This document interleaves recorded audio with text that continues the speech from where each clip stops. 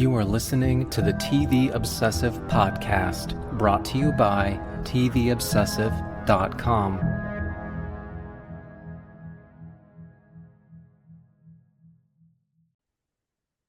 Okay, welcome back to the TV Obsessive Podcast. We're here today for episode 152. As always, my name is Cameron Crane, executive editor for TVObsessive.com, and I'm joined by Ryan Kirksey, writer and contributor for the site. How you doing today, Ryan? Oh, it's a good week this week. I know you're aware it is NFL draft week. Can I convince you to do an hour on the draft before we start our regular stuff? Yeah, yeah, you got your latest mock draft ready after the Giants Yeah, traded it's for the all fifth ready. man. Yeah. Yeah, man, I don't know. I don't know if people listening care about football. I am looking forward to it. It should be. A lot of people say it's a weak draft class, and having dug into it a little bit for dynasty fantasy football purposes, I think that's true. But it might mean that there are a good number of trades and stuff that go on there in the first couple of rounds. So I was thinking, by the way, so like Saturday, I have this tendency, I think I did this last year, where, it's a late rounds and it starts at like 1 p.m. or noon or Yeah. whatever, where I'll just put it on in the background. But I recall last year getting annoyed because they weren't actually announcing each pick with their voices. You know what I mean? Oh, okay. And Yeah. they put it on the screen, but the whole point was I'm not sitting there watching the screen. I'm sitting there listening. And they're talking about other stuff.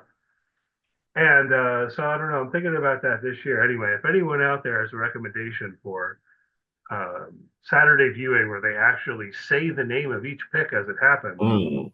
Yeah, there you go. Okay. I might appreciate that, because I started thinking, like, I don't even know if I'm going to do that again. You know what I mean? Like, if I have to check the screen every once in a while, I might as well just check a list on the internet every once in a while. I don't need to listen to Rich Eisen vamping about stuff that happened 2 days ago. That's right. That's what. Well, Anyway, if there is a TV angle to this, I know that the NFL has shortened each pick time in the first round on Thursday from 10 minutes to 8 minutes. This is the first time the NFL yeah. has, taken time away from their things, less screen time for their product. This was unusual, I thought. Yeah, I did think that was a bit odd. And there is definitely a TV angle to it. I mean, they have made this thing into a televised event that people want to watch, at least people like us. I mean, maybe Right, we're right. sickos but there are enough people that it's a pretty big TV event for them. Whereas I remember even like 20 years ago, um, I feel like the first round started at noon or whatever, and they had like Yeah. 15 minutes per pick, and it was super boring. And I mean, before that, they maybe weren't even televising it at all because they didn't think anyone would care. But they've definitely turned it into an event, and I guess I get it with what I was complaining about with the Saturday coverage, or day three coverage. That's also a TV aspect, and I guess I get it that they think people are going to be more entertained by them talking about whatever, as Yeah. opposed to them announcing the name of some sixth round pick that most people have never heard of. You know, Right. the problem is, like, again, I'm paying attention because of Dynasty Fantasy Football, and so it's like, no, I want to know where like Seth McGowan goes. Come on. Yeah. Anyway, um, Yeah. Well, now that we've lost everybody, yeah, we can go back to. yeah. We're gonna talk about Beef season two, the latter part of the pod. Hopefully, you're aware. Hopefully, you've watched it by this point, and along with us on that, it's April 21st. A couple other things, vamping off of the NFL to a certain degree. Mina Kimes was on Celebrity Jeopardy this past week. Um, Oh, okay. Okay. I still not caught any of the celebrity stuff. So it's still we must be several weeks in at this point, right? Yeah, and they took a week off. It was funny because I follow Mina Kimes on Blue Sky last Friday, whatever it was, whatever the day was, the 12th or whatever. No, that's not right. Whatever, the 10th, whatever it was. She was like, "Hey, I'm going to be on Jeopardy tonight, hooray!" And then it was like, "Oh, actually, I'm preempted because of the Artemis 2 splashdown." They Okay. pushed her episode back a week. So, yeah, I don't know that there's something like five out. I'd have to double check. Um, we're playing along. I kind of like the Celebrity Jeopardy. I feel like it's gotten better in a way. Like, I feel like when I was younger, the Celebrity Jeopardy always struck me almost like it was too easy, and it Yeah, doesn't yeah, quite that's feel right. that way anymore. Um, or maybe I've just gotten stupider. I don't know. Um, the other thing I was going to mention, I don't know if you caught this. There's a Pablo Torre finds out episode about it, which would be one TV aspect of this. And I've recommended Pablo Torre before. But have you followed this news story at all? And did you see that yesterday I haven't seen The this yet. Onion No, successfully bought InfoWars? No, no, I hadn't caught this. This is interesting. Okay. So this goes back at least 18 months. So, some people might have caught the news kind of the first time around. It relates to court judgments from the Sandy Hook victims against Alex Jones. All right. Ah, okay. Okay. Um, and because of the massive amount of all these judgments against him, Alex Jones declared bankruptcy. Right. And so a number of things, including the InfoWars property, went to auction, I guess. And so The Onion, which is now owned by Ben Collins and I think some other people, but I don't know if people know Ben Collins used to be on NBC. Um, they had this idea of buying InfoWars and came up with what amounted to the best bid. And it's interesting too that the Sandy Hook family, he consulted with the Sandy Hook families, want to make sure they were okay with this and all of that, right? And beyond being okay with it, they actually did some machinations in terms of um, almost throwing in, but by saying like, we don't need to get as much money. We'll put that money towards this, or I don't understand money and towards stuff along these lines. But Yeah. of course, Alex Jones threw a fit. I presume you know who Alex Jones is, right? You know what we're talking Oh, about. yes. Oh, yeah. Okay, all right. I don't know. So there might be people listening who aren't familiar with Alex Jones and Infowars, Yeah. and And deserves good for everything you. that he got for this judgment, by the way. I mean, that's just my opinion, but Oh yeah, because he was spreading all this false, all this stuff about Sandy Hook being a false flag and all of that. And anyhow, there are a couple of TV angles to this. One is that Pablo Torre interviewed Ben Collins. There's a Pablo Torre finds out episode that came out yesterday after the recent announcement that it actually is finally going to go through, and about the perseverance to make that happen.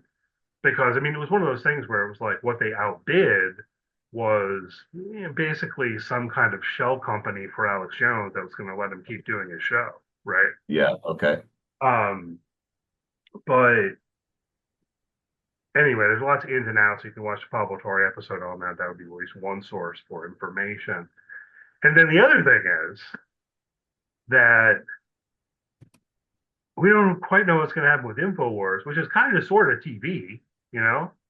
Yes. Um, the Onion is going to keep it going. Like that's part of the plan and turn it into some kind of parody of itself. I don't know. They've gotten Tim Heidecker to lead the charge here. Are you familiar with Tim Heidecker, Yeah, Imaginary? okay. So he does a good Alex Jones impersonation too, by the way. I don't know. So to me, this is just like really kind of a fascinating story, and of course, it hits on a lot of aspects of our world, and we could risk getting overly political about it or something like that. But really kind of fascinating to me that the Onion, which has been kind of rejuvenated Mm-hmm. um, since Ben Collins and others bought it a couple years ago. They're putting out the print edition again. You can subscribe to an actual print newspaper and stuff.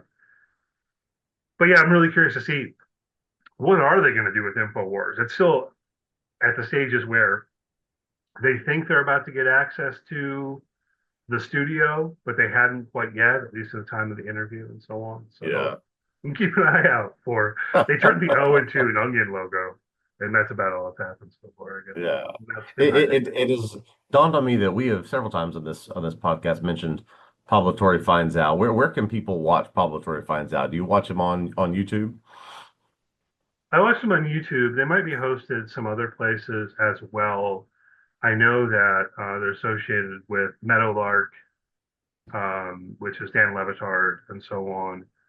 And it's also possible to sign up for a newsletter from Pablo Torre, and they'll tell you about new episodes. I don't know. I feel like YouTube is where I like. Oh, you know what? Actually, now that you mention it, I feel like when I watched on YouTube, they also mentioned something about the DraftKings Sports Network, which I guess is a thing. I don't even Oh, know what okay. that is. I know FanDuel used to have a television channel, but it's shuttered, so I don't know if DraftKings does or not.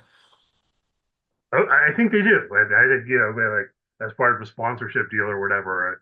Okay. So if that's what you're used to watching, you watch lots of stuff on the DraftKings Sports Network, which I guess exists.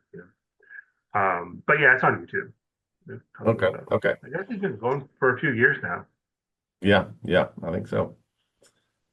I'm pretty sure it's also available as an audio only podcast if that's something people would be interested in. It is. It definitely Um, is. I do know that. yeah. Okay. So let's see some other news. Bad news first, I guess. I hadn't gotten around to watching this show, but I was intrigued by it. The Copenhagen test. Chris Sheridan wrote an article on it for TVObscast.com. It was on Peacock. It was one of these things where they released it all at once, as I recall, and I didn't make time for it right away, and it kind of been on my long list. It looked like a relatively intriguing science fiction show. I know Chris enjoyed it, but now we've gotten the announcement here in the past week that they canceled it. Yeah, Thoughts on this? and this Were you aware of the show? I was certainly aware of it, and I did read some of the piece that is on our site after this news came out. This I believe I have this correct, became one of those shows that was sort of very surprisingly strong critical reception. Like people actually thought this was quite good. But the decisions that led to its cancellation, I guess will be internal to Peacock. But yeah, just remember it being, oh, this is an interesting concept, but then people actually really enjoyed this show. But looks like we'll have to live with the one season. Yeah, it's one where I am tempted to blame the rollout to some degree. I don't know Mm, how much it was yeah. marketed, and then you do the whole season at once, and that, as we talked about many times, can feel like it somewhat stymies conversation around the show in a certain way. And I don't know, maybe it would have gone the same way if they'd released it weekly. Who knows here? I mean, it's almost speculation even to say, I guess enough people didn't watch it. But Yeah. presuming Yeah. some level of rationality behind the cancellation, I guess enough people didn't watch it when it comes down to it. Yeah. Unfortunate though, because it did look intriguing. And once again, I sort of feel bad that I didn't get around to watching it, but so it goes, I guess. Only so many hours in the day. I mean, we can't get around everything. Indeed. On the positive side, you notice that this just came out today, I believe, because I didn't see it last night, and you put it on our sheet. Silo This is season 3 fresh. announcement. There's a teaser trailer. I'm sure you're excited about this. I'm excited about it. We talked about season 2 on the podcast. Probably we'll talk about season 3. We haven't worked out our logistical details yet. Um, I almost watched the trailer and then decided not to. What about you? I did watch this teaser that is, front and center at the top of this piece. I cannot decide yet if I am glad that I did or not. I think that the trailer unveils what I and probably you would have suspected this season would be about. And confirm some things that we would have anticipated would have happened in this upcoming season. If you have not watched the first two seasons of Silo, I absolutely do not recommend that you watch this Right. teaser. Please go watch the first two seasons of this show. It was definitely worth your time. I certainly hope we do cover it as it comes out. But yeah, we're right around the corner at this point. July 3rd, we will get season three. I've been telling you we were going to get it this year. You Yeah. know, I was really confident we were going to get it this year and just waiting for an announcement. So yeah, we'll have to figure out some logistical details. We can talk about it off air in terms of our plan moving forward. I know this is Apple TV. We're gonna shift to Apple TV next week and start talking about Widow's Bay, and then we'll have to kind of figure out exactly what to do after that, and then try Silo in July. I'm on it. Yeah, it's always odd to me when there's something like this where it's a trailer for an upcoming season of a show that I'm into that I know I'm going to watch. It's Mhm. like, do I want that information? And I guess maybe I should, but I don't quite get into that. There's an aspect of fandom that I don't generally engage with, which would be I know there are enough fans of Silo that this will be out there. People who are into it to such a degree that this will be out there. There will be people who will be like breaking down the trailer looking for clues and stuff like that. Yes. Yes. Um, and I don't know. I don't know that I'm. Yeah. I don't know that I'm I, into that. I I think I have, did it I with. think I think I did it with Yellow Jackets once, but yeah, I think I'm usually a, consume the trailer person. I think I told you I had acquired the books. I've stopped reading the books at the point we are in the show. So now I've got to make the decision of whether or not I want to, read ahead and see how close to the source material they stick. But I mean, I think you agree with it. I just love the show because it's just constant mysteries and constant things that they're unveiling and unrolling that it's just a great science fiction show that you're not really able to stay ahead of with the tremendous cast. So I couldn't be more thrilled that we've got this one and I think one more season coming after this. yeah, I believe that's the plan. And I think you mentioned the books. I seem to recall reading that they were switching it up a little bit with regard to the show and the books. Like, um, I don't remember, I haven't read the books, but it was something like rather than going straight through each book, they're going to start jumping back and forth between two of the books because there's the two different timelines or something like Mm, that. Whereas I think he wrote it more like all in the one and then all in the other, or I don't know. I read something yeah. like this, so I I'm afraid to say anything because that might infringe upon the content in the trailer. So I will say no comment. yeah, okay. Yeah, I'm probably gonna end up watching the trailer at some point as well. It's just like I like how much information do the point of a teaser trailer is to excite you to watch the show. I know I'm gonna watch the show, right? How Yeah, much yeah. information do I want to know beforehand? It's just always something I that will say questions me. there is nothing that spoil to me from what I know that spoils what will happen in the season, but it certainly confirms what settings we will be in Yeah, and who we will be focusing on in the season. yeah. All right, fair enough. One last thing we have on our sheet. You want to talk about the pit a little bit? Everyone's talking about the pit. Cameron feels so left out because I tried to watch the pit and it was like, not really for me. And all over the place, I get on the Blue Sky and stuff, and everyone's talking about the pit every day. It seems to be a very popular and well received show. And now some people are clamoring for a spinoff. This is what I've seen. Okay, Thoughts here, Ryan? so you have proactively answered the question I was going to ask you, which is I heard someone this week describe this show as the closest thing we have to a monocultural event right now. So I was going to say, do you feel that way as someone who has not seen this show? Yeah, man. And I mean, it's worse than having not seen it because at a certain point we decided we were going to podcast on it. It's like, okay, I'll watch it, and it was like I couldn't do it, you Yeah, know. yeah. And something about the style of it and so on. People didn't hear me say these things before. I'm not at all saying I think the show is bad. Just something about the way Yeah. it's shot and the flow of it. It's just like it makes me anxious or something in a way where I struggle to actually watch it. But yeah, it really does feel like everyone's watching the show. So I do feel a little left out. Yeah, so what we will see here is that the finale aired last week, last Thursday, over its first weekend.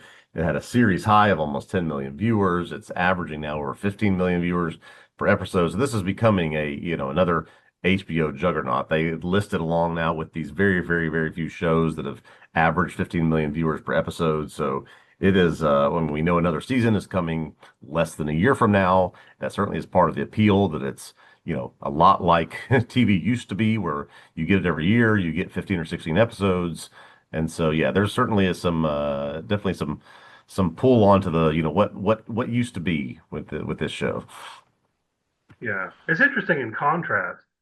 I last week I watched the premiere episode of the new season of Euphoria on Sunday night, in part because I kind of expected there to be this conversation around it, and I didn't want to get spoiled, and like maybe I wanted to be part of it or whatever. And at this point, I pretty much just use Blue Sky, and that might be part of it. I don't know. Maybe people were talking about Euphoria more on X, but Yeah. I saw very little, almost no discussion. I mean, I've seen a couple people say some things, but it was Yeah. like I feel like when Euphoria season two came out, I would hop onto Twitter and it was like all over the place. People are commenting in various directions and so on and so forth. Um, I haven't seen that, so you know what? I haven't watched the second episode yet. Actually, like, I will at some point. I'll catch up at some Yeah. Yeah. point. But No, the everyone's been pit talking is about the pit. it's the pit is big, and its second season has ended, and I did we did watch at our house. We did watch every episode week to week, which was a great experience.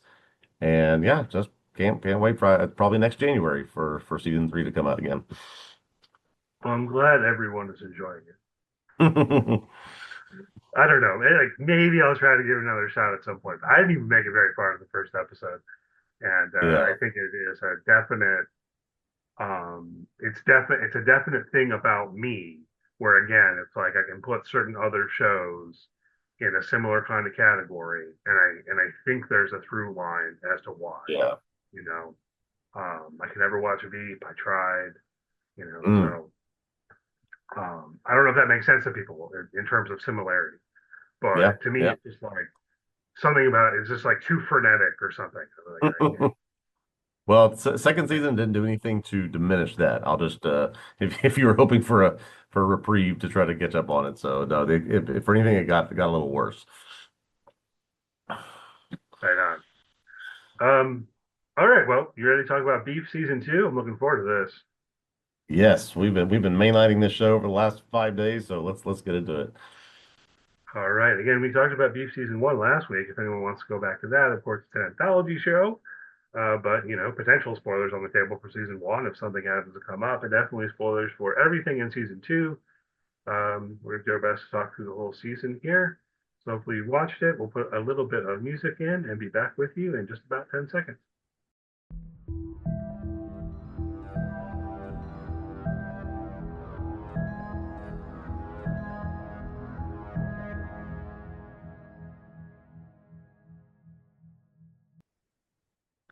Okay, we're back to talk about Beef Season 2 on Netflix. This show created by Lee Sung-jin, who also serves as the showrunner. Beef Season 2 follows two couples who work at an exclusive country club. Ashley and Austin, a young engaged couple with low-paying jobs, witness a violent argument between their general manager boss, Josh, and his wife, Lindsay, who's the club's interior designer. Ashley and Austin videotape the argument and begin to use that video as manipulation to get better jobs, healthcare, and leverage within the club. As the conflict escalates, both couples try to coerce the others while also dealing with changes being implemented by the new club owner, Chairwoman Park from South Korea. Chairwoman Park wants to use the club as a front for laundering money connected to a death and scandal involving her husband, who is a surgeon, Dr. Kim. Josh also has his own money troubles to deal with, and he tries to keep up with the lifestyle of the members by embezzling money from the club. Ashley sneaks into Josh and Lindsay's house, leaves their home unsecured, which allows their dog Burberry to escape. That night, he's eaten by a coyote and dies, which eventually helps lead to Josh and Lindsay deciding to end their marriage. Austin becomes involved with Park's assistant, Eunice, and everyone gets tangled up in Park's money laundering and criminal cover ups to Korea, where some of them want to get her arrested. In the finale, Josh takes the blame for all the financial crimes. He makes a deal that Lindsay, Ashley, and Austin will be safe, while Park at the same time gets to keep all of her power. 8 years later, we see Josh is about to get out of prison. Lindsay has remarried and moved to England, and Austin and Ashley, despite their struggles before, have married, had a son together, but now seem to be in the same destructive professional and personal positions that Josh and Lindsay were in at the very beginning of the season. We talked about season one last week, as you mentioned. Going into this season, I added one additional question here to our notes, which I've seen a lot of commentary on as people have finished and consumed this entire show. Um, did you think there was enough beef in beef this time? There wasn't, a lot of back and forth. We got a few things that, going at each other, but I've seen a lot of "where's the beef" comments. So, did you miss some of that, or what did you think about this season compared to season one? All right.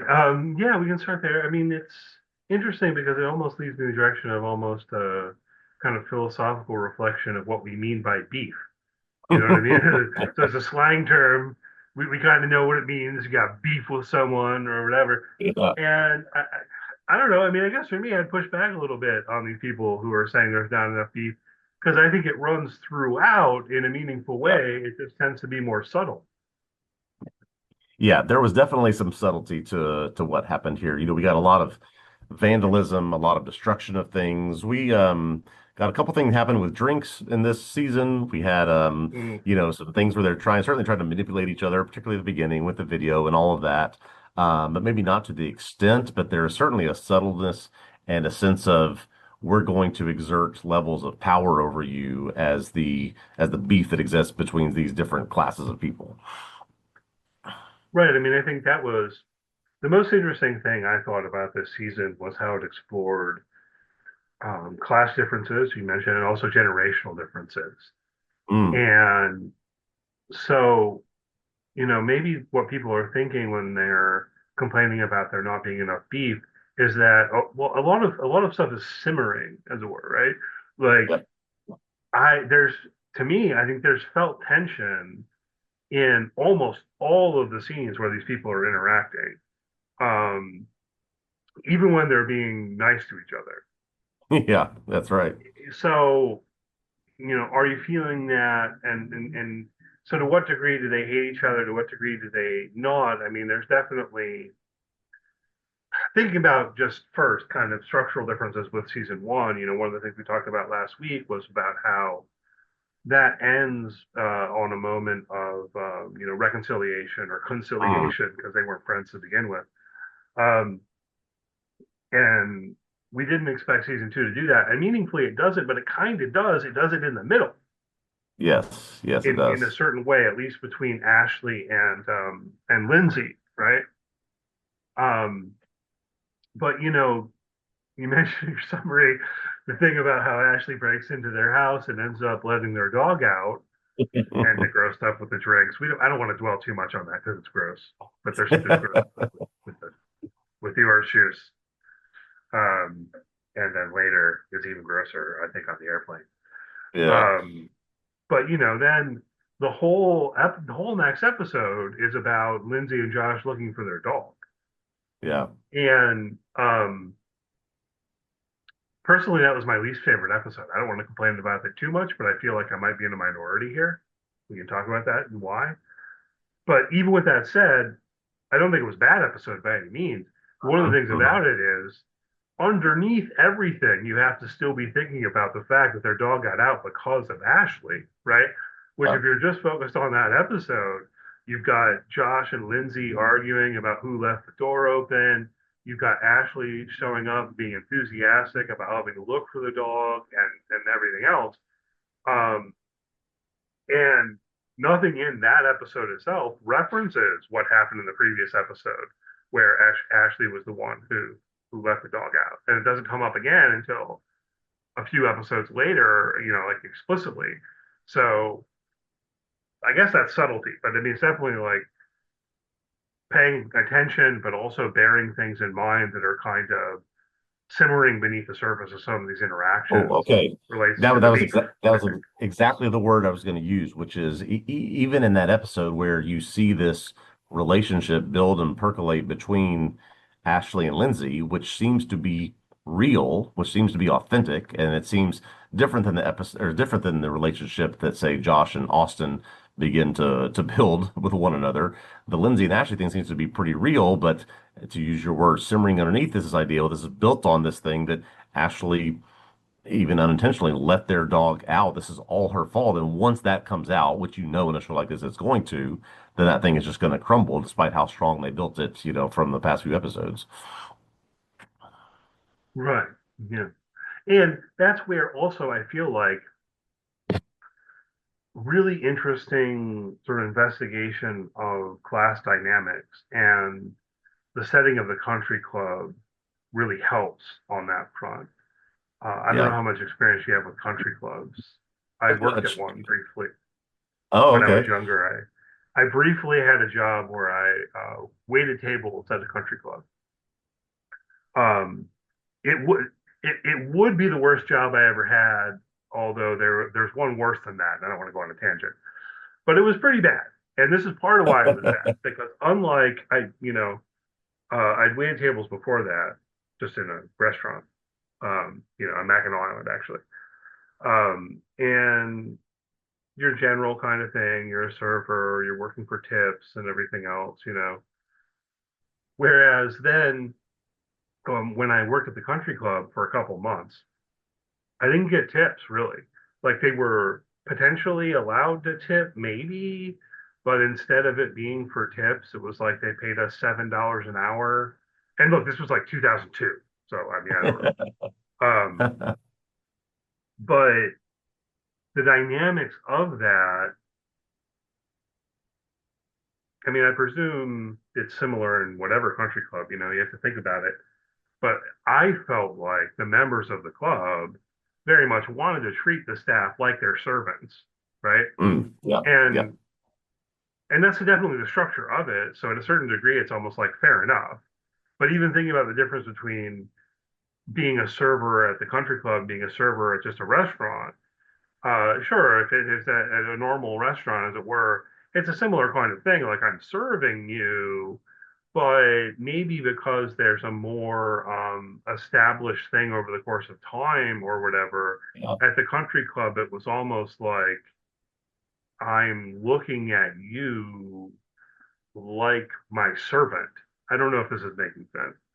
Yeah. Well, I drew so much from it. This ended up being in some of the teaser and trailer material, the conversation that Josh has with Ashley when he goes to confront her at the beverage cart about the video, where he talks about why people join these things and they want escapism and they want something they can get away from. And there's this expectation of what you will get when you buy into something like this. And clearly, your job that you had there is much closer to, the Austin and Ashley jobs that they have at the country club than the Josh and the Lindsay with this, I think, great message or sort of theme that, the closer you get to maybe not even just in a relationship, but the closer you get in status, the closer you get into the level or class of these people who are members of the country club, the more you want to be like them, the more you want to be appreciated by them, the more you want to be able to connect with them. Whereas Austin and Ashley just seem at the beginning to can't fathom at all to try to that they want to be like these people. Yeah, but see, here's the thing. Josh is caught in the middle too. Yes, Josh and Lindsay are not in the same class as the right. members of the club. Like they never tell us what kind of salary that Josh makes. Maybe he makes six figures, whatever. I'm sure he makes like decent money. Certainly, like a salary that I would be overjoyed to get personally. Um, but when the members of the club are millionaires, billionaires, I don't know. We don't get details there, but they're clearly wealthy. And then like Yeah. Chairwoman Park, she's a billionaire, right? I mean, that is exponentially wealthier than Hmm. someone like Josh and Lindsay, and the show gives us that level too, where they have financial struggles. Josh is sort of coerced into making a bet on high low that he can't really afford to lose, and he does lose. Yes. Michael Phelps cameo and everything. So, and it also comes out where what is it? What's her name now? Ava, Troy and Ava, right? Mm. Maybe both of them, right? Man, I looked up that actor's name last night and left my mind again. He's that guy from that thing. You've seen him in tons of things. He's in Um, lots of stuff. he's in lots of stuff. I always think about his role in Go because I like that movie, but he's been in Oh tons yeah. of stuff. But like, so he's friendly, he's chummy, and so on with Josh, but they aren't really friends. I Right. mean, like, the class dynamic is always at play to some degree in that, even if at another, maybe at some level their friendship is genuine, if we can use the word. Mhm. But when it comes down to it, it becomes clear when Troy learns that Josh has, embezzled from the club or whatever, he's calling up the sheriff. He's like, our employee's been stealing from us, right? It's like friendship doesn't matter anymore.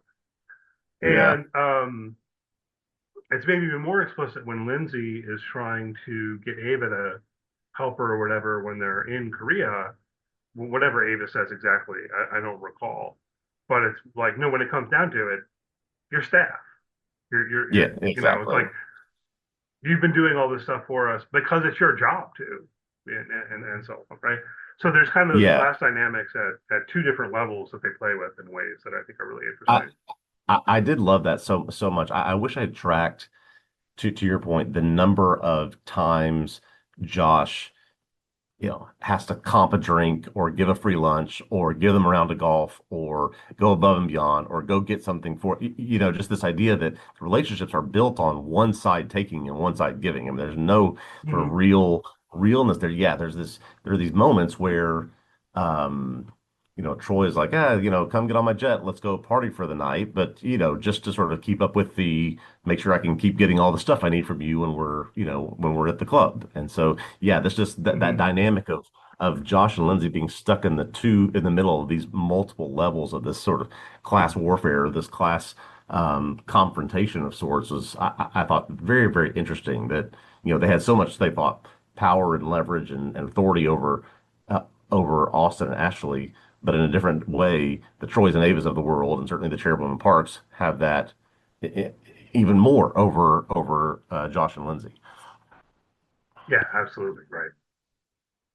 Like you put in mind, the one example that comes to the top of my mind is I forget it was Troy or someone else he's talking to, and it's like, so you'll comp us around the golf. And he goes, yeah, anytime it's off hours. It's like, oh, we were going to come on Saturday, and it's like that's Yeah, definitely not off hours, right? But he has to get Saturday in, morning. on Yeah, Sunday. force them on Saturday morning. Yep. Yeah, that's prime time, right? Anyway, yeah, all of that I thought was great, and then the generational differences we get in as well because this is where we talked last week when we were talking about season one. How can season two feel like an installment of the same show but still be meaningfully different? And Mhm. I think that the way that they made it two couples with Yep. the class differences and the generational differences was just sort of brilliant in terms of how that worked for me at least. And Yeah.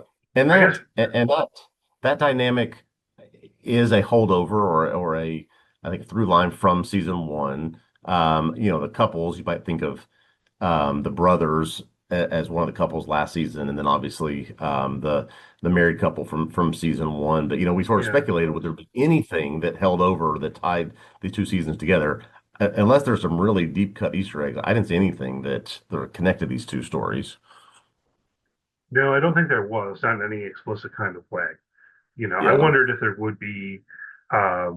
Well, I mean, the things that carry over are more thematic, or I don't know if it's quite right to call it thematic, but like there are Koreans in the story again. You know what I mean? Like, but if you're looking for something like, I don't know, will some minor character from season one show up in the margins or something?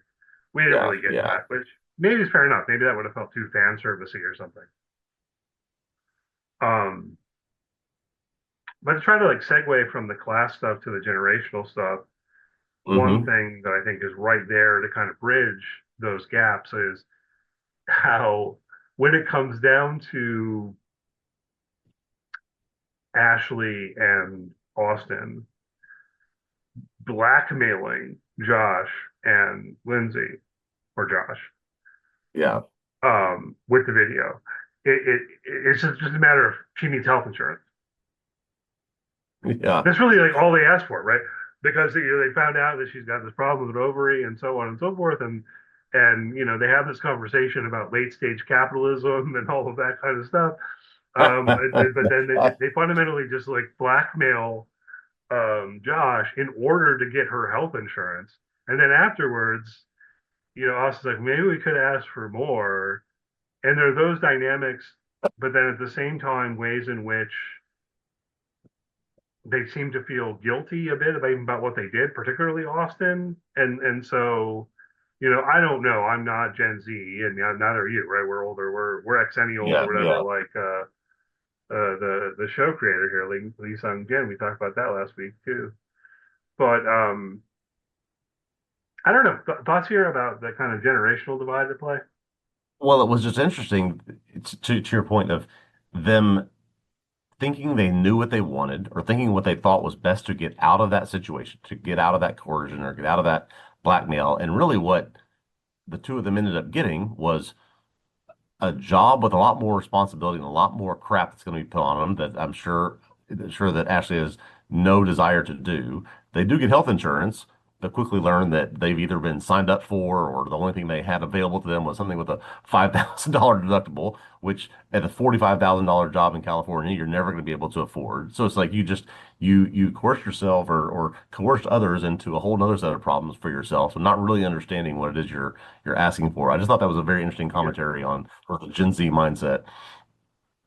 I thought all this is great. I mean, it's also something I was critique of, our society and late stage capitalism and all of that. Like that's there.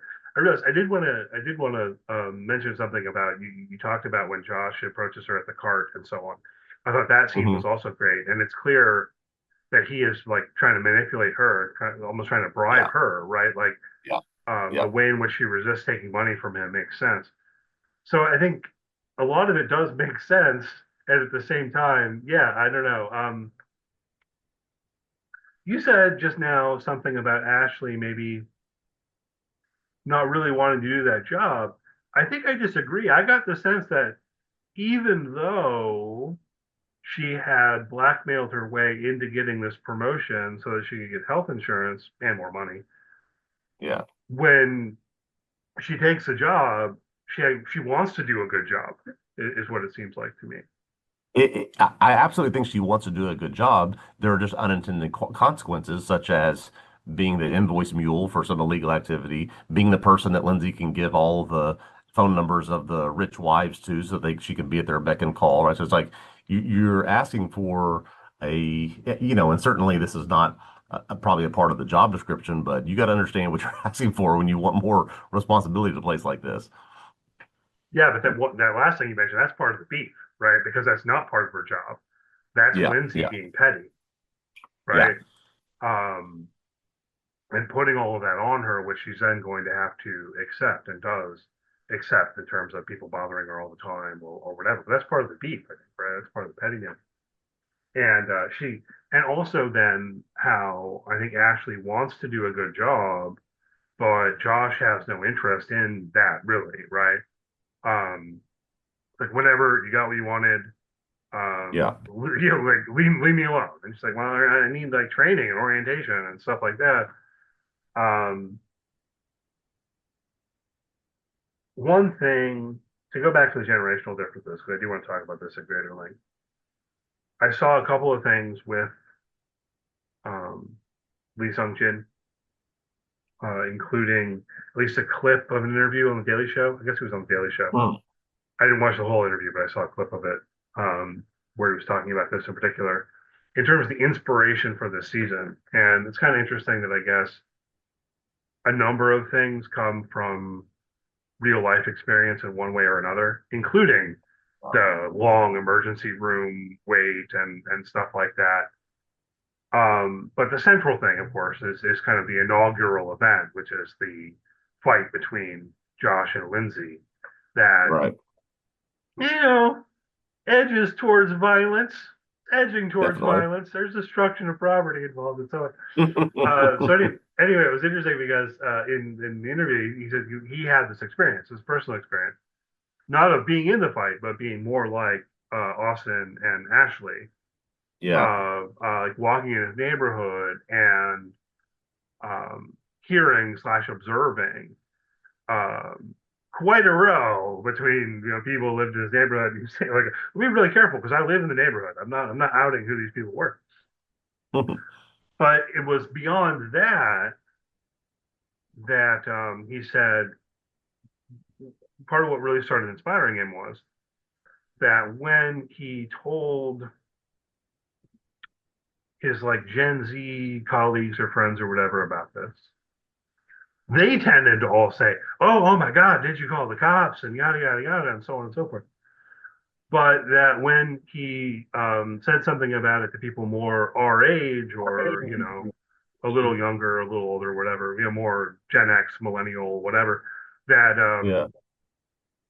that we tend to be like, well, stuff happens, none Yeah. of your business. So, and that kind of was part of what inspired him in terms of this story, which I thought was interesting. So, what do you think there? In terms of if you're the reaction to seeing that kind of fight occurring. Yeah, I did have that same thought, which is, if some of Josh and Lindsay's peers had walked up on that or, had observed that, they probably would have thought, well, all right, let's just, come back another time or, Yeah, there's gonna be no bad thought of time, walking away. there's Like gonna be no thought of calling the police or recording it because you're just thinking, oh, they're having that night tonight. We had that night last month. This is just everybody goes through it. I think that's even part of a conversation that Lindsay and Ashley have at one point. Just that these things don't don't get better. They don't, improve the longer you've been together. And this is just, whether it's generationally or not. I mean, I think you and I probably agree. It's like, well, yep, that's just, I don't know about, swinging golf clubs and breaking property, but yeah, you're going to get into some big fights with your people you're in a relationship with. right, or I mean, like even if I'm not going that far, even if I'm not saying, well, everyone fights sometime. Like I've never had a fight like that with a significant other, not to that Yeah. degree by any means. But even so, I maybe this is a generational tendency to think like, well, that's fundamentally none of my business. You know what I mean? Like my reaction is not going to be to take out my phone and take a video of it. My reaction is going to be like, But oh, walk away quickly, quietly, right? yeah, yeah, I wasn't here. I wasn't sorry to intrude by observing your fight. You know what I mean? This is just, yeah. um, so I wonder, pulling back the show, about what differing reactions might look like, thinking about like if someone who is Gen Z watching the show, for example. You Yeah, know, yeah. um, because I don't know that they're wrong per se, but what's going on No. there in terms of I don't know, any speculation about that? Well, in terms of trying to explain something of a generational shift from that's none of my business to I'm going to record it and hey, we should call the cops. Yeah. Funny, I was just listening to one of these like movie rewatch podcasts and they were talking about the difference between, movies in the 80s and 90s and today and just we just put up with a lot more. We just tolerate a lot more. We just, said that's just the way things were a lot more than we certainly do now. I think that a lot of it has to do with culture of being able to communicate and record and document everything at any time, at any moment. But yeah, just a sense of I can't say that I saw myself in, the fight that they had, but you understand how things escalate and get to that point. You understand how, what the position of life they're in, where you know, they're stuck between these careers and things moving and financial struggles and wanting to be something that they're not and you understand how they get to that point so maybe you empathize with that side more than you would empathize with the this is how the fight has to go but yeah just you certainly see myself a lot more in the I don't know if Josh and Lindsay are supposed to be the villains in this season but I see myself certainly with them in them more than I do with Austin and Ashley for certain.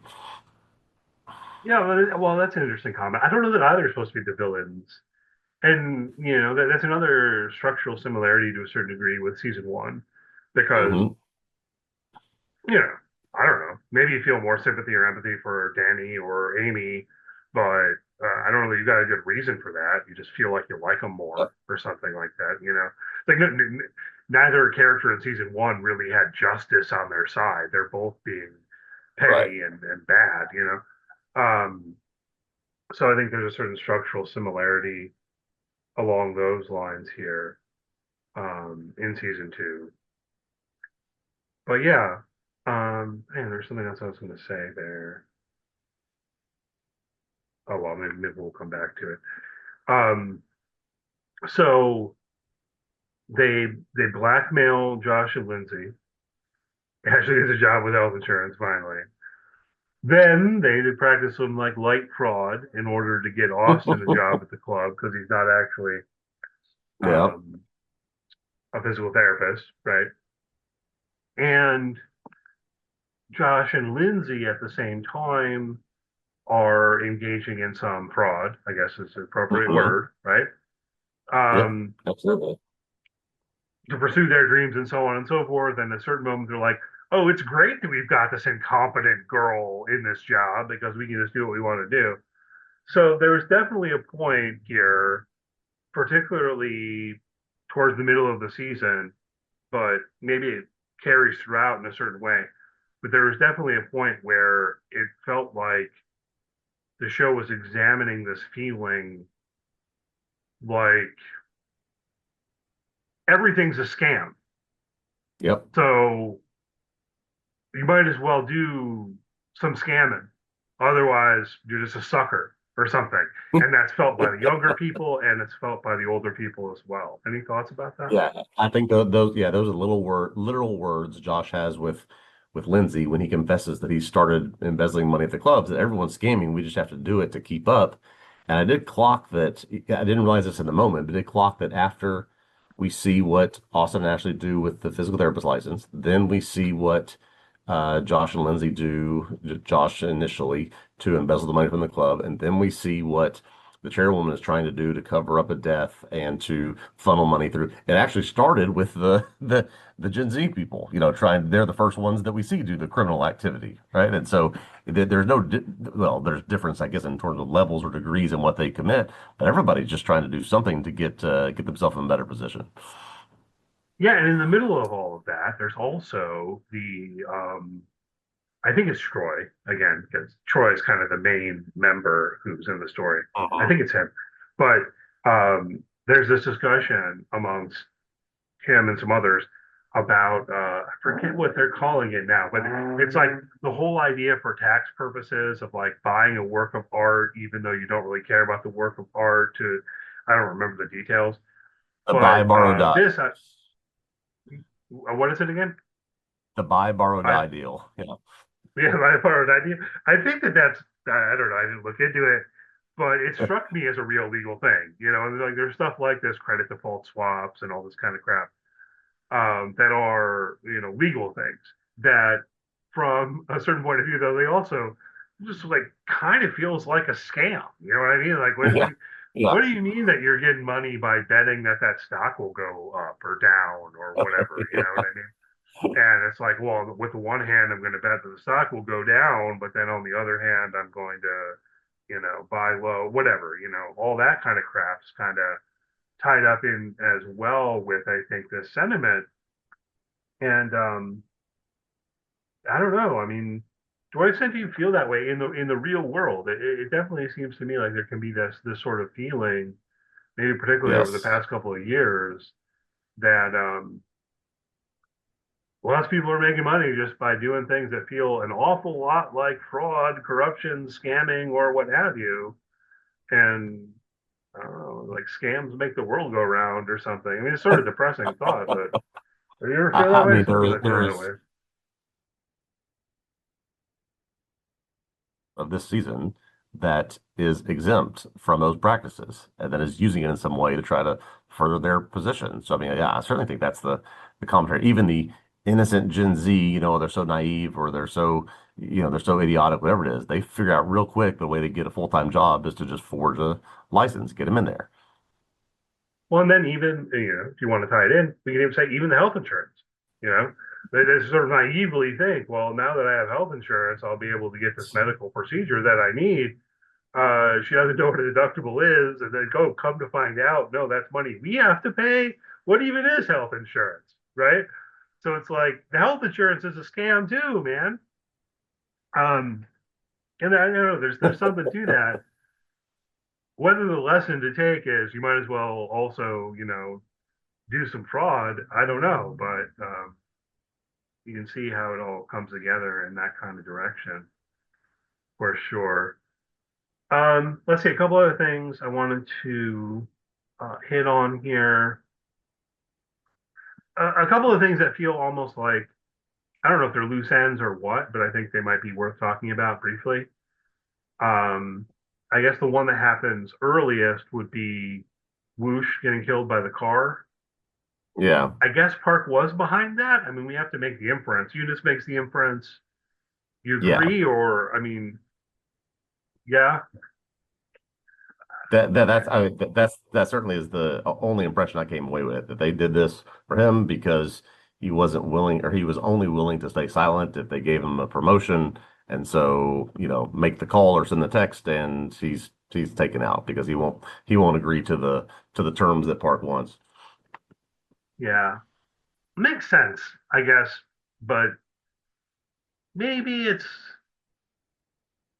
the I don't know the practicality of killing him by running him down in that way. I don't know. I guess it's plausible. It's more plausible than one of my TV pet peeves, which is the trope of T-boning a car, usually to like kidnap or free someone. You know what I'm talking about? I always, every time I see that, they're like, "How did you time that out and do it in a way where no one got hurt and everything?" So I guess isn't quite as bad as that. I guess I can buy it. Yeah. The other things are okay. So as things start coming to a head, and Eunice has discovered the information on Chairman Park's Hmm. phone, and she brings it to Austin, and he says, "Well, let's copy the phone," and then he's going to go to Korea as well, and all of this, right? I think it's in part because Chairman Park cannot erase her phone as she generally could do because of what Eunice has done to it, Yes. and that she says, "Okay, we'll initiate this plan or whatever." And it seems like that plan, or at least a big part of it, is killing Josh, making it look like a suicide, and pinning all of the embezzlement and stuff on him. Correct. So, two things in relation to that I wanted to mention and maybe to discuss briefly. Before the guy shows up and attacks him, it seems like Josh has arranged to hook up with a woman through a dating app. He's like snorting Viagra. Yes. And I did clock well, this. maybe Yes. I'll, let's pause there for a minute. She never shows up. What do you think was going on there? I think that was a front. I think that Park had control of what he was looking at, and there were some fake things that he was seeing there, and she was behind whoever was responding, and instead of opening the door to someone he thought was going to show up, they opened the door to one of her people. I mean, that was the impression I got. Is that a step too far, you think? Maybe, I don't know because that definitely occurred to me, but at the same time, I mean, do you need to go through that trouble? And it just seems Yeah. like a decent amount of trouble to go through just to get him to open the door, right? I mean, You just bust down the door. yeah, or something. You know what I mean? Yeah. Um, so maybe I guess that's a possibility. I found myself during that whole scene thinking that that was real, and half expecting that she was going to show up in the middle of what was going on as they're fighting, or like right after he kills the guy, or whatever. Yeah. And there's just nothing. So I don't know. I guess we're left to make up our own minds there. That either what you said is right, maybe that was fake and tied in with how Josh gets attacked. Or the other possibility is, I don't know, she shows up later after he's left or something like that, and we just don't see it, don't need to see it, I guess. But I was wondering about that because it really seemed like the kind of thing the show might do, to have this woman show up in the middle of the violence or whatever. But I guess they didn't want to And go that way. to your note here that you put on our sheet, Josh is about to get out of prison after 8 years on I guess an embezzlement or a fraud charge. He could be, depending on what's happened the past 8 years, is he not looking at a murder charge as well? If he just kind of like threw a guy in his lawn and then covered him up before he left? Yeah, what happened to the guy? Yeah, what happened to the dead guy? We don't follow up on that. We don't. Now, my guess there is that Park took care of it Yeah, because probably so. Yeah. um, My killer Josh, is dead. I gotta go get him out of there. Yeah. yeah, Josh had provided that information she doesn't really want. him to be found. She doesn't really want to get into that whole thing. We'll just take care of it. We'll cover it up, make it seem like nothing happened. That's my guess, but Yeah. we're not told at all. And yeah, that is part of what I was thinking. Like Josh confesses to all the financial crimes and everything, gets 8 years in prison. Like, what about the dead guy? Um, because if he'd also been confessing to killing that guy, like maybe that was more, or you mean, potentially he'd have a good case in terms of self-defense, but that would mess Yeah. up his deal with Chairwoman Park, I think. So yeah, that's my guess is that Park just took care of it and got rid of that body. All right, so where we end up at the end of the day, we kind of hit on. Hmm. Um, Josh shows up in Korea, and they all end up getting caught, and Park's husband, Dr. Kim, gets killed.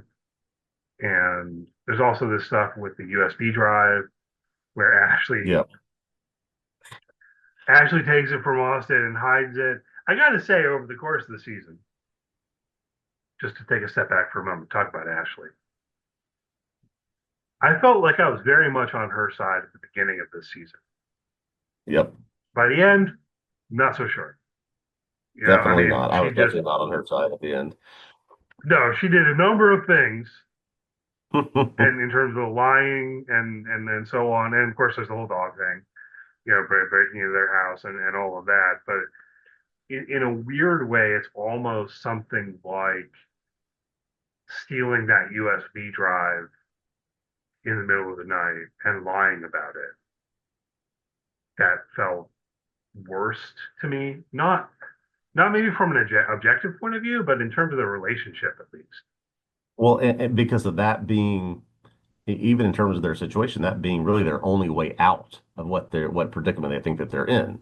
And she's saying that she's going to, I don't know what her plan is to do with that, other than maybe just use it herself, or I don't know what, but why take the thing away from what can help them get free from where they are? I just don't understand why she did that. I do. I understand. I understand. It's because it's related to the same thing uh, of Austin changing his heart right towards the end. What's really Hmm. at play is their relationship and the dynamics there, right? So Ashley takes the USB drive because she thinks, I think correctly, that Austin is going to wake up the next morning and say, no, taking the USB drive to the cops and meet up with Eunice. I love Eunice now, and so on, right? And Ashley doesn't want that to happen. She doesn't want Austin to leave her. Yeah. And so by taking the USB drive, but then claiming she has no idea what happened to it, she's undermining his ability to choose and do that and leave her and take the USB drive to the cops, right? But then when they are in captivity, when she actually hands the thing over, at that point, he's made pretty clear that he's breaking up with her regardless, right? Yeah. It's just over. And so in a Yeah. weird way, her handing the USB drive over is I don't know, it's almost like what Josh does with the divorce papers, you know? Mm. Um, like, yeah, our relationship's over, but I'm going to give you what you want, you know? Okay, fine. It's kind of a you win, it's over, but here you go, right? Yeah. But Okay. then the other aspect of this, and these people, I think it becomes clear that Austin never really cared about justice here. He was just spitting with Eunice, Yeah, I think that's right? right. Yeah. And didn't care about what happened to them once. Well, Eunice does say she's going to meet him there, but she's still not, it seems, as committed to what can happen after they get out of all of this as he was. Yeah, there's a subtlety here, and there's kind of emotional intelligence on Austin's part because he's in the cab. He calls Eunice and says, "Okay, I'm on the way to the police station. Whatever." She says, "That's great," or whatever. Hmm. But I think he says "I love you" twice before she Yes. reciprocates in a real hesitant sort of way. And Very through that quick, whole very trite. Yeah. conversation, yeah, so through that whole conversation, Austin clearly gets, he understands, oh no, she doesn't feel the same way about me. Yeah, exactly. And so he decides to turn around and go back to Ashley. So I don't know. Yeah. I don't endorse it, but I get it.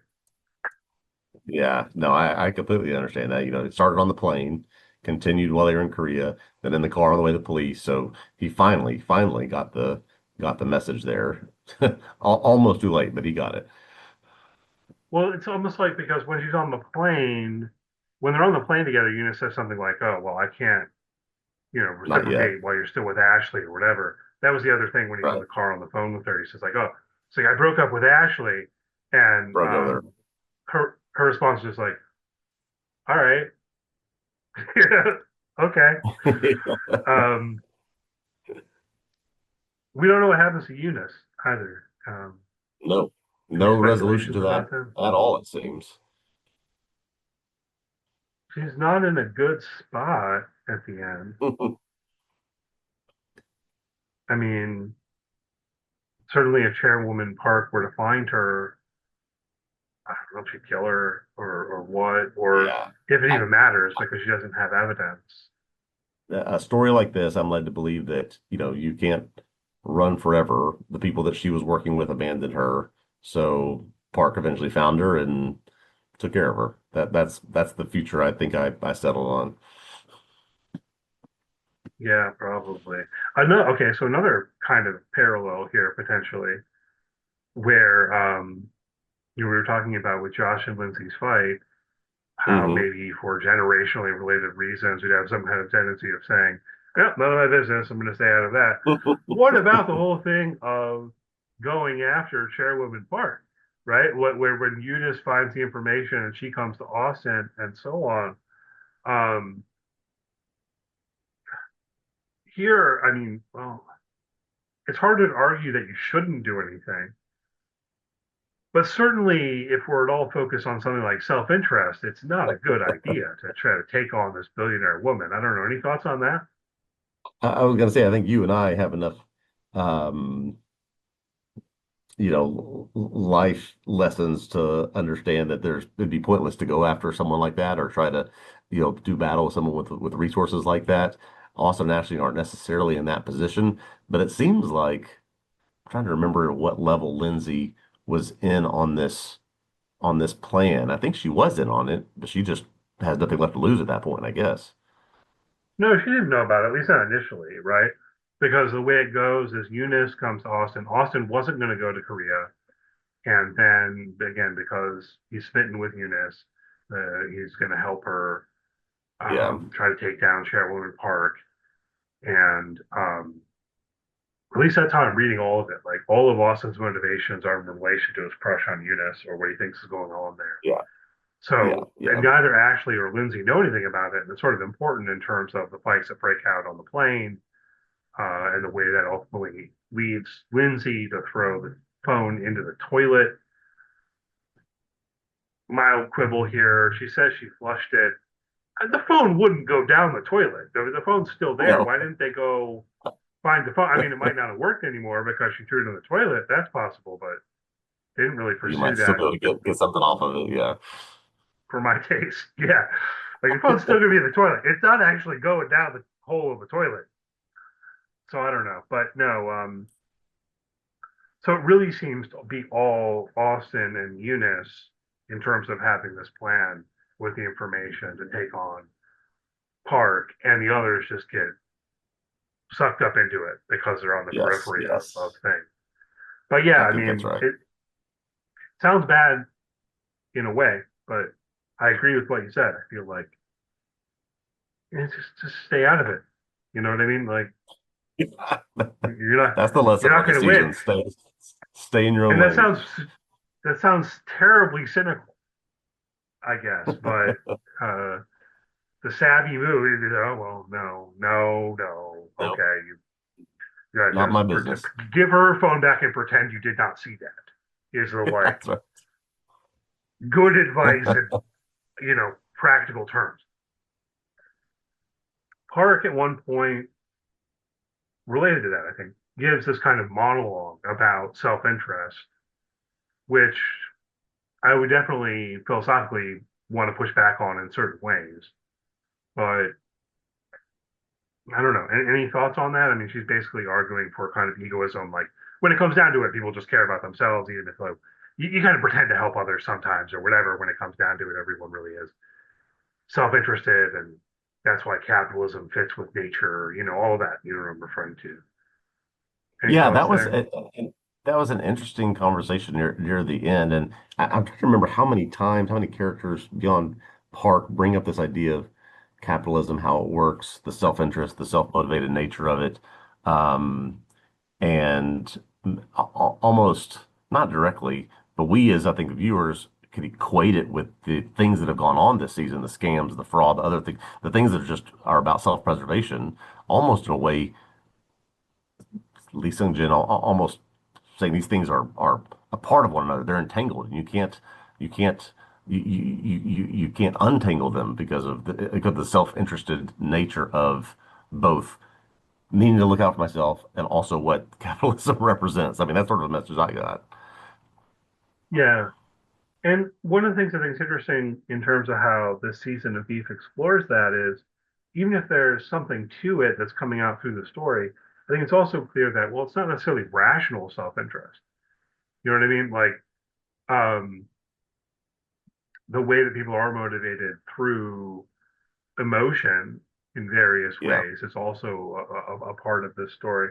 And so, when it comes down to it, I certainly don't think it's endorsing that kind of egoism, but yeah, definitely playing with it and the intersection between this and, well, late stage capitalism makes sense as the right term, even, because rather than it being anything like an argument that, hey, if everyone pursues their own self interest, that's going to end up working out the best for everyone or something like that.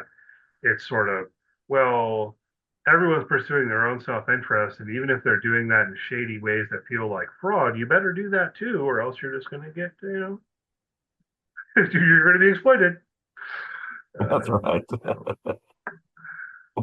I don't know, man. But yeah, I enjoyed the season a lot here. Any further thoughts you want to talk at all? Yeah, I guess a couple more things. We jumped 8 years later and all of that. So I'll talk about the very end a little bit more. You want to talk about the very end a little bit more? Yeah, just the sense of, I mean, pretty clear that Austin and Ashley, despite their some points disdain for one another, decisions to not be together, Austin breaking up, that they are.